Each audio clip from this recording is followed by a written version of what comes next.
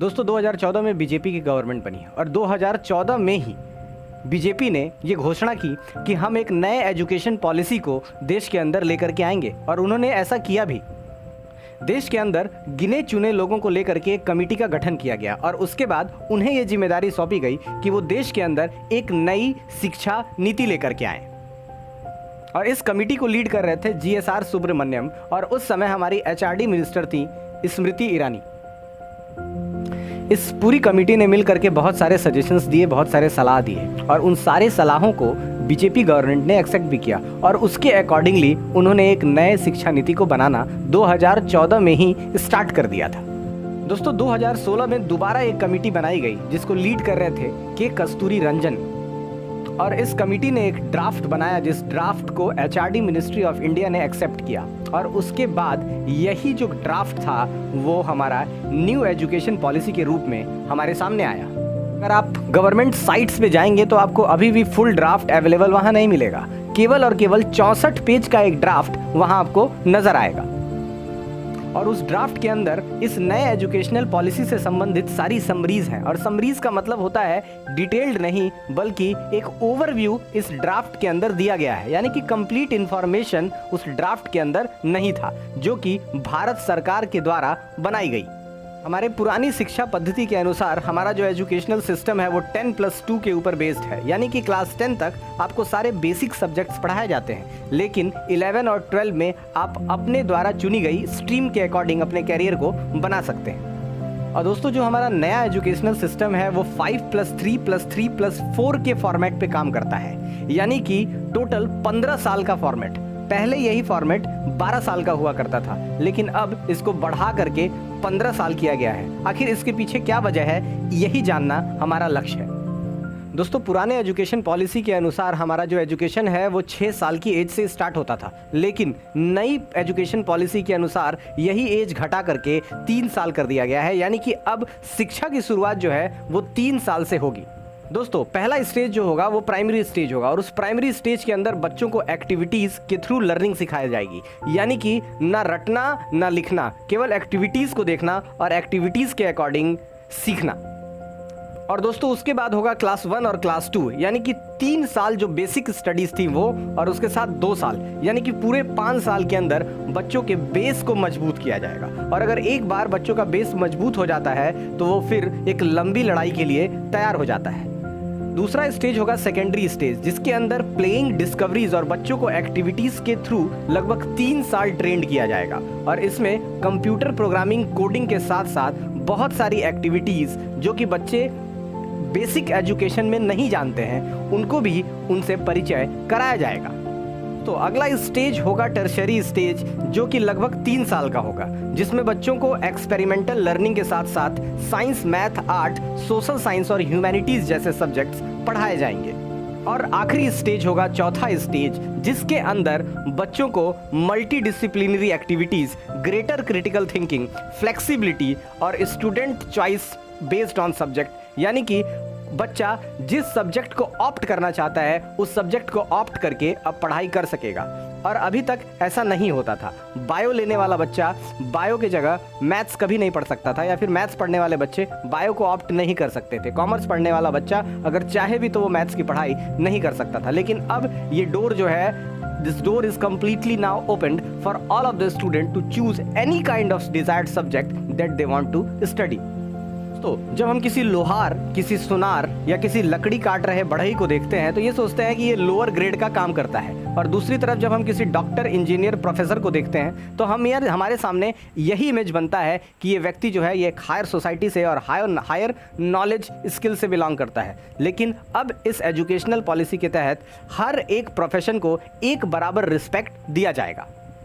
दोस्तों क्लास 6 से ही बच्चों को कोडिंग सिखाई जाएगी और अभी जो हमारे बच्चों के ऊपर क्लास 10th और क्लास 12th के बोर्ड का भारी दबाव होता है उस दबाव को कम किया जाएगा और अब 10th को हटा करके केवल क्लास 12th में ही बोर्ड एग्जामिनेशन कराने का फैसला हमारी गवर्नमेंट ने करा है। दोस्तों अभी तक हमारे रिजल्ट्स जो थे वो टीचर्स निर्धारित करते थे। टीचर्स ही हमें वैल्यूएट करते थे कि ये बच्चा जो है वो कितने नंबर पाने लायक है या वो किस श्रेणी में आता है, लेकिन अब ऐसा नहीं होगा। अब टीचर्स के साथ साथ बच्चे अपना खुद का वैल्यूएशन खुद कर सकेंगे और यहाँ तक कि बच्चे क्लासरूम में बैठे बाकी बच्चों के भी एजुकेशन का वैल्यूएशन कर सकेंगे। एक बहुत बड़ा बदलाव जो इस बार की न्यू एजुकेशन पॉलिसी के बाद आया है वो ये है कि सरकार ने अपनी बजट को बढ़ाया है। एजुकेशन के लिए at least 6% of the total GDP खर्चा करने का एक रूल हमारे गवर्नमेंट ने पास किया है, जिसके तहत देश की कुल आय का लगभग 6% पैसा शिक्षा की तरफ खर्चा किया जाएगा, जबकि प्रेजेंट टाइम में हमारे जीडीपी का केवल 3% पैसा ही खर्चा किया जाता था एजुकेशनल पॉलिसी के ऊपर। दोस्तों, हमारे एग्जाम कुछ इस प्रकार के होते हैं कि बच्चों को रट करके परीक्षा देना होता है, यानी कि आप रटे, आपने गया, आपने परीक्षा दे दिया और परीक्षा दे करके आप अच्छे नंबरों से पास हो जाते हैं और ठीक 2 महीने के बाद जब उसी एग्जाम में आए हुए क्वेश्चंस आपसे पूछे जाते हैं तो आप उसका जवाब देने में असमर्थ होते हैं। तो इस प्रॉब्लम को सॉल्यूट करने के लिए गवर्नमेंट ने एक पॉलिसी लॉन्च की है, जिसके तहत अब वैसे ही क्वेश्चन पूछे जाएंगे जिसके लिए बहुत ज़्यादा लर्निंग की ज़रूरत नहीं है, यानी कि रटने की ज़रूरत नहीं है। अगर आप अपने दिमाग को और अपने आईक्यू लेवल को टेस्ट करके उन क्वेश्चंस के आंसर बहुत आसानी से निकाल सकते होगे। दोस्तों, मल्टीपल एंट्री एग्जिट प्रोग्राम के तहत अगर 12th क्लास के बाद कोई बच्चा किसी एक पर्टिकुलर स्ट्रीम से जाकर के पढ़ाई करता है, सपोज कोई बच्चा बीटेक कर रहा है और बीटेक करने के 1 साल के बाद जब 1 साल की शिक्षा वो बीटेक की पूरी कर लेता है और उसके बाद उसको एहसास होता है कि मुझे बीटेक में मन नहीं लग रहा है और मैं किसी दूसरे स्ट्रीम को ऑप्ट करना चाहता हूँ, तो वो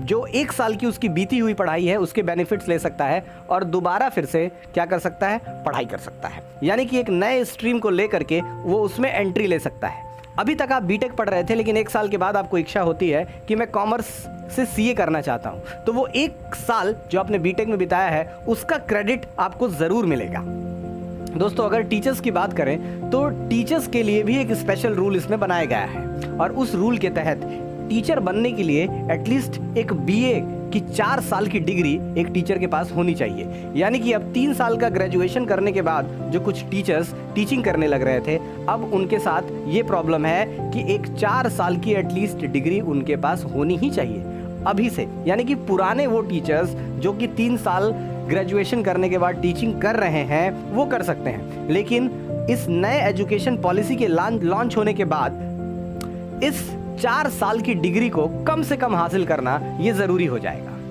दोस्तों, अब बात करेंगे इस एजुकेशनल पॉलिसी के कुछ नेगेटिव पॉइंट्स के बारे में, यानी कि एक तरफ बहुत सारे पॉजिटिव पॉइंट्स हैं और दूसरी तरफ जो सबसे पहला नेगेटिव पॉइंट ये आ रहा है वो आ रहा है लैंग्वेज ऑफ टीचिंग को लेकर के, यानी कि गवर्नमेंट ऑफ इंडिया ने ये डिसाइड करा है और अपने पॉलिसी के अंदर लिखा है कि स्टूडेंट्स की पढ़ाई या तो रीजनल लैंग्वेज में होनी चाहिए, या तो लोकल लैंग्वेज में होनी चाहिए, या तो नेशनल लैंग्वेज में होनी चाहिए। लेकिन समस्या क्या है, आइए ज़रा जानते हैं। समस्या ये आएगी कि हमारे आज के पेरेंट्स और हमारे आज के बच्चे अंग्रेजी भाषा से ही पढ़ाई करना चाहते हैं। दूसरी तरफ गवर्नमेंट इस बात को लेकर के स्पष्ट है कि रीजनल लैंग्वेज में यानी कि लोकल लैंग्वेज में से पढ़ाई होनी चाहिए। तो बहुत सारे ऐसे लोग हैं जो इस पे क्रिटिसिज्म कर रहे हैं और उनका कहना है कि इंग्लिश को कंपलसरी करना ही चाहिए। अब सपोज एक बच्चा कक्षा 4 तक केरल में पढ़ता है, यानी कि 4 साल की पढ़ाई उसके केरल की लैंग्वेज में होती है, लेकिन दूसरी तरफ 4 साल के बाद अगर सपोज वो महाराष्ट्र में शिफ्ट हो जाता है तो आगे की जो पढ़ाई होगी वो महाराष्ट्रियन लैंग्वेज में होगी, तो यहाँ बच्चे को समस्या हो सकती है और बच्चा एडजस्ट नहीं कर पाएगा।